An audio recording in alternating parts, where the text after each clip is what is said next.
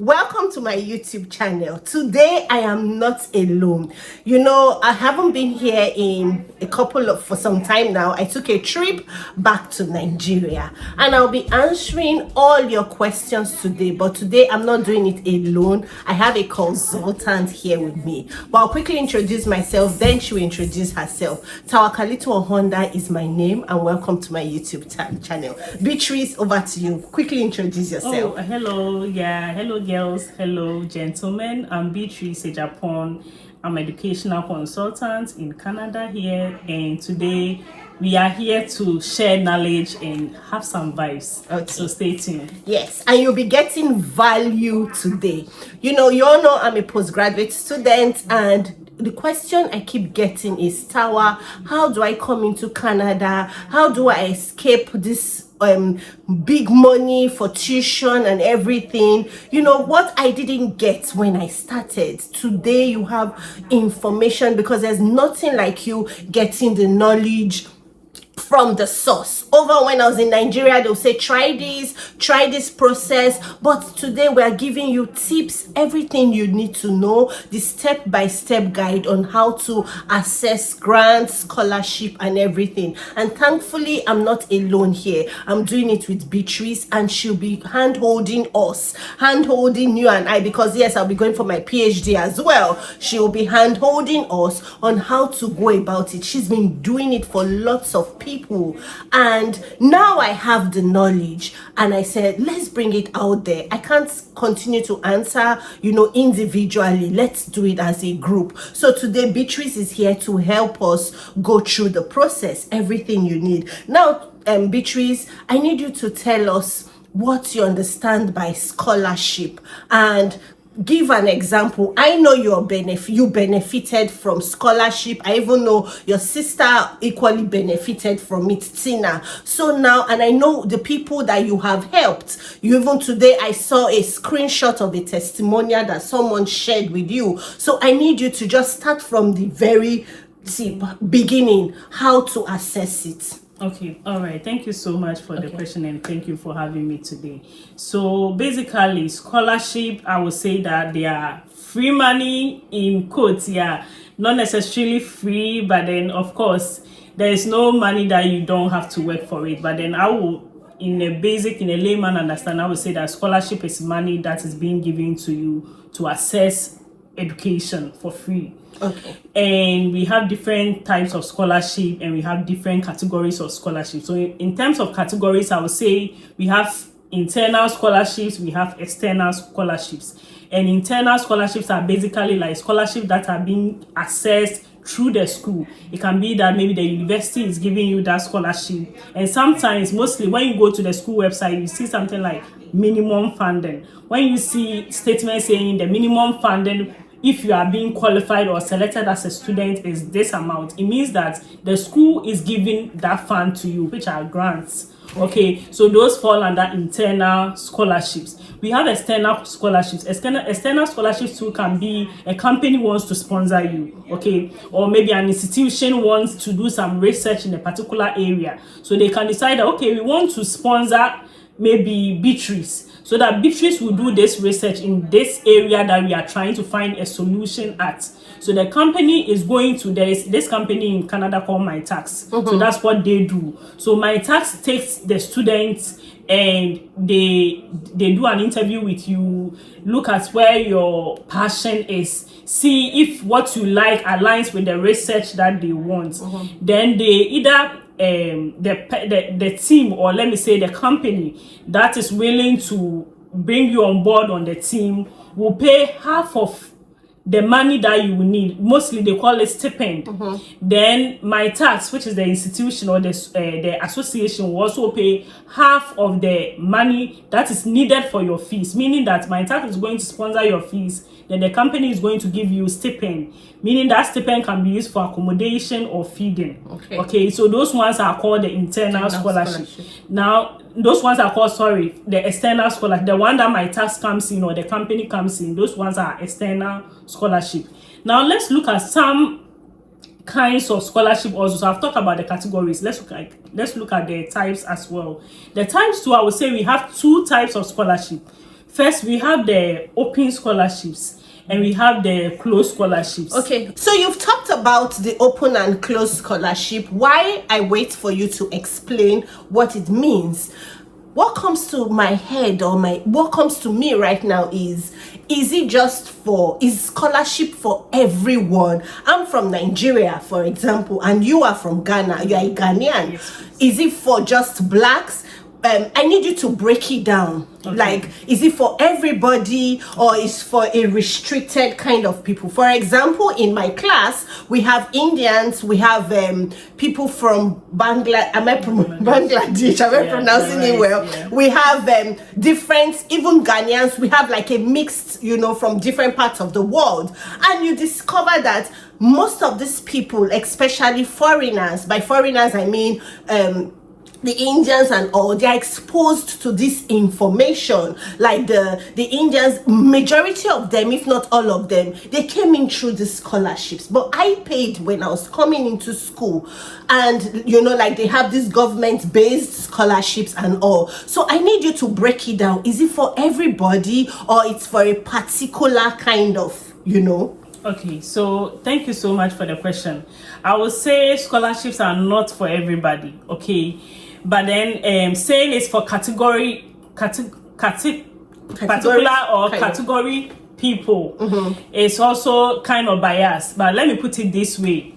I would say in one way or the other, everybody can access scholarship, okay? But it depends on how much you can access as an individual, which will depend on your grade, okay? And it will also depend on your country. The country, because in Ghana, we have scholarship that the government gives, okay, to people who wants to travel abroad. We have some, they call it Get Fund, okay? So the government can also sponsor you to come to abroad to come and study. And those kind of scholarship, most of the times when you finish school, you have to come back to come and use the knowledge to develop the country, okay? We have government scholarship. Like for instance, the Chevening scholarship, the Harvard scholarship. There's so many. Yes. So those kind of scholarship also is the government that sponsor the students, and most of the times those scholarship as well, they write it that you sign a contract that when you are done with school, you are supposed to come back to come and add that value to the country. Okay, and most of the time those are course-based scholarship. Okay, then there are scholarships that have no restrictions. Those are mostly the grants and the let me say the closed scholarship. The closed scholarship, I would say the lecture scholarship will fall under the closed scholarship. Oh, okay. So those are the grants that are being given by supervisors. Okay. Then there are some schools that when you go to the website, you want to access a course, they tell you that kindly get a supervisor first before you apply for the course. When you see courses like that, it means that they have grants. Okay. So they are looking for particular, not everybody, but they are looking for particular kind of people whose interest aligns with the interest of some professors in the school. Okay. And what that also means that these professors have grants that they want to give out to students. This is how it works. Maybe the government of Canada, like for instance, I am an engineer. My specialization was in mechanic, railways. That was what I was specializing on. So with my project, what we were doing or what we were working, just a brief about what was going on, just so that you can understand. So the government wanted a solution in the railway industry on a particular project, and they wanted somebody to work with. To provide that solution. To provide further solution together with the professor, because the professor has the lab, he has the tools, he has the things that you will use to achieve the results. But you are to go into the field and do the practicals. Exactly. Oh, okay. So in this scenario, the government can say, like, my scholarship was $50,000 a year. So the government can say, I'm accumulating maybe, for instance, that's an assumption that I'm accumulating $100,000 for this project to be achieved every year. Okay. Then the professor can also say, I cannot do this project alone. It's involving. It's involved getting data. It's involved maybe coding. It's involved, and these professors are grown and they don't want to do too much work that they were doing 10 years ago. Okay. So the professor comes in, takes me Beatrice, works with me whilst I am doing the ground foundational final work, he is working on the main policy, kind of how we can achieve the thing at the policy level or get it approved at that level. Okay. For instance, I wrote a paper and it was supposed to be presented at the US. Okay, so at that conference, my professor, I couldn't get the US visa. Unfortunately, there was a queue, so I couldn't get the date. So your professor, so my professor has to go, to go and represent, and now that paper has been published. Okay, so my one of my paper is the best in the railway, in the railway field. Congratulations in USA, in USA. Congratulations. So that was how. So it's like a partnership, a team kind of work. Okay, so we are discussing scholarships and how to assess scholarships, you know, as an international student. I'll give an example. When I was in Nigeria, I registered. You know, you get lots of information and you don't even know which is correct. What should you do? You know, they have lots of people, they come out and say, oh, I have all the information. Let me give an example. I had to pay almost 300,000 naira, not in dollars, just for me to have a good information regarding this scholarship thing. And we were put into a WhatsApp group, and when we got in, I remember when the class started, the lady just pumped links, Australia, US, you know, there was no hand holding, no proper guidance, and I couldn't get the information I wanted. So it was a wasted venture. Like the 300 naira went like that. Now I came into Canada, I'm paying a huge amount of money for my tuition fee. By the way, I'm at Royal Roads University, so a master's isn't cheap there. And I got in, I discovered a lot of things I never knew. And this is why I'm advocating for, I know some people have the money to pay, but some other persons do not have that kind of amount of money. Some people want to go back to school. They don't know how to get their go for their PhD, their master's, their first degree. I remember when we got into school, there was something called grants. You know, you go to the school portal and you have the different kinds of grants. I didn't know how to access it until my second year while doing my master's. You know, these are the information I have now. I never had before I came in.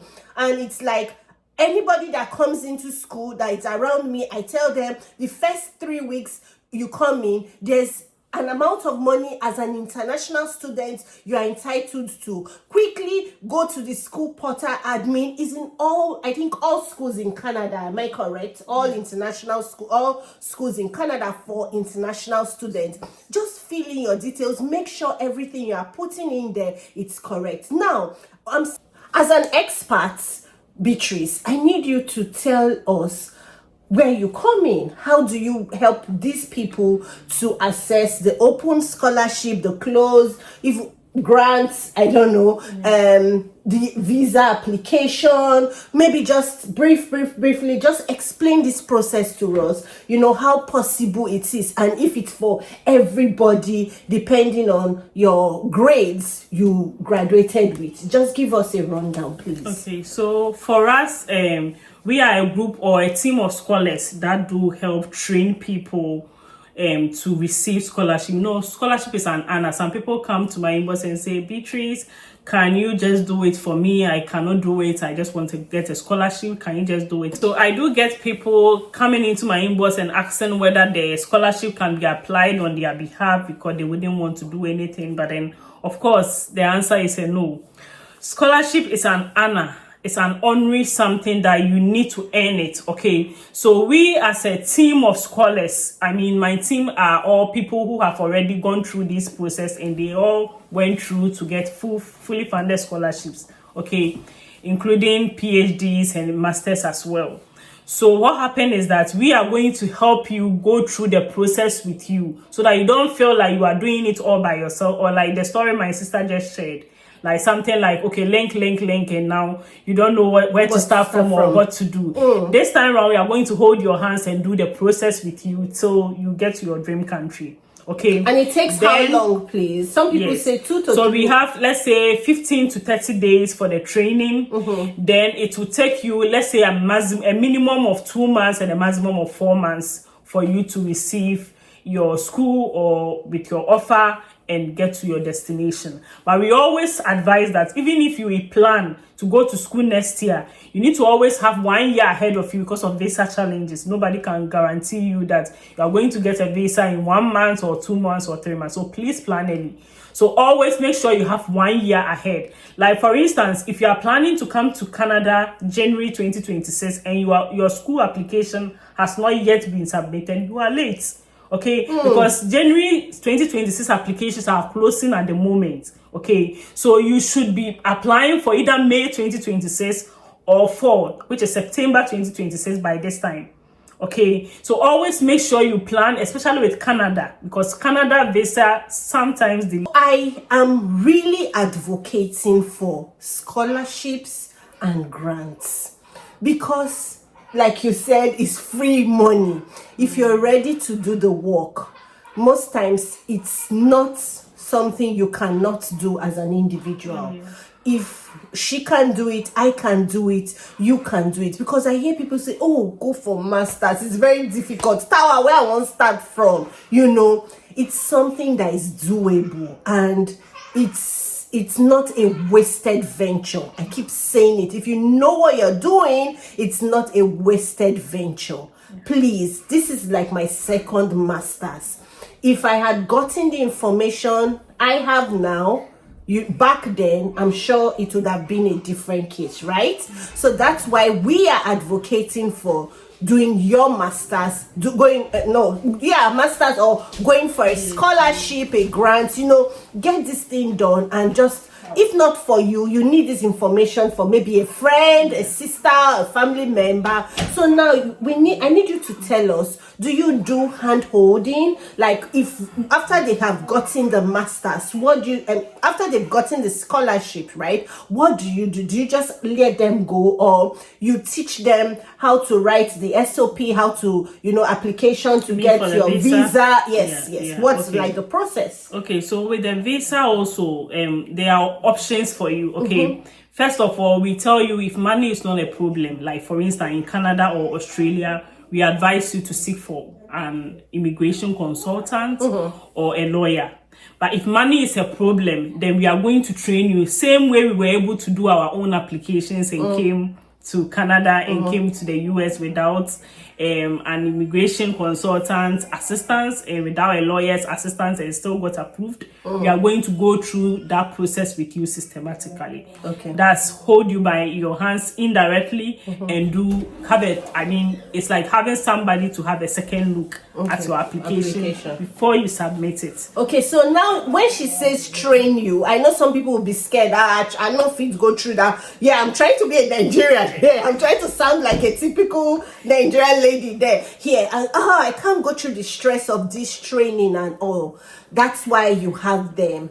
But it's good you just sit down and get the information. It's never useless. It's an added knowledge. This time round, it's not even going to be a typical training like you are watching some videos and all that and all. Yes. This time round, we are doing it with you. Yeah. Like having a Zoom meeting with somebody and the person teaching you, go here, do this, write this, get this template, do a summary of your own letter, bring check it your up, transcript, let's look at the review, you do your results, your CGPA, exactly. You know how to go about it. When you go to the website, how to even fish out the scholarships on the website, we go through all that with you. So this is not just a training. Yeah. Okay, it's something that we have to be doing with you, just so that one, apart from you having the scholarship, you are getting the knowledge, and tomorrow you can assist your younger ones with this same knowledge as well. Okay, so I need to ask you, is it for all the courses? Like, is it just for science-based, or maybe like